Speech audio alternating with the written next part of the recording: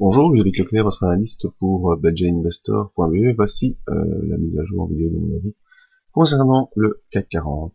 Eh bien, le CAC 40 cette semaine a fait une évolution relativement claire. Après un contact avec le support principal des 3600 que je vous avais indiqué, eh bien, on est revenu jusque sur le haut du cône d'élargissement que vous avez également pu observer dans les briefings.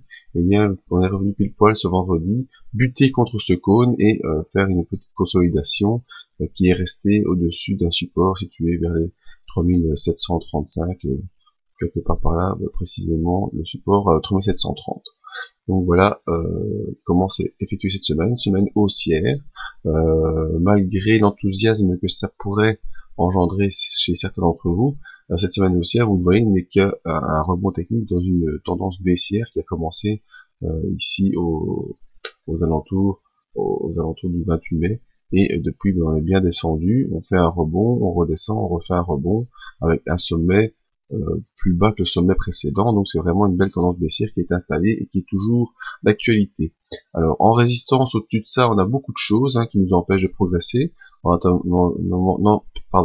notamment le haut de ce cône baissier qui a déjà empêché le cours d'évoluer au 18 juin, au 19 juin, et ici encore la séance de vendredi du 28 juin.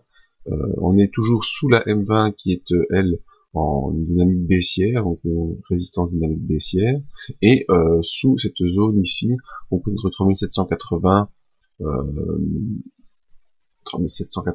et la clôture d'ici de 3839, donc une zone de 60 points qui forme un gap baissier et qui, de manière générale, est toujours une résistance assez puissante. Donc pour l'instant, malgré ce rebond technique de cette semaine et l'enthousiasme qu'il pourrait engendrer, on est toujours dans une belle phase baissière qui n'est toujours pas inversée.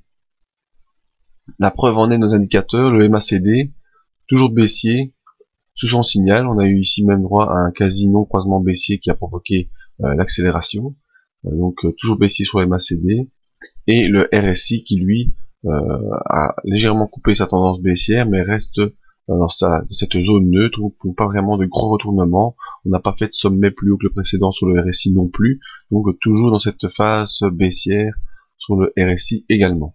Donc tout nous indique que la phase baissière n'est pas terminée, tant qu'on n'a pas pu revenir au-dessus de la M20 et repasser au-dessus du niveau du gap des 3840. Quand on pourra passer au-dessus de ça, eh bien on pourra avoir de nouveaux espoirs de rejoindre les sommets, mais ce n'est pas le cas. Donc à surveiller lundi, si le cours repart à la baisse, eh bien peut-être on ira une nouvelle fois rejoindre les 3600, et si le cours tente des incursions, eh bien, vous connaissez maintenant les zones de résistance importantes, la zone 3786, 3790 qui correspondra à la zone de la M20, et ensuite ce gap compris entre 3780 et 3840, zone de gap qui sera aussi une barrière à devoir refranchir. Donc voilà, c'était mon avis sur le CAC 40 pour la semaine du 3 juillet.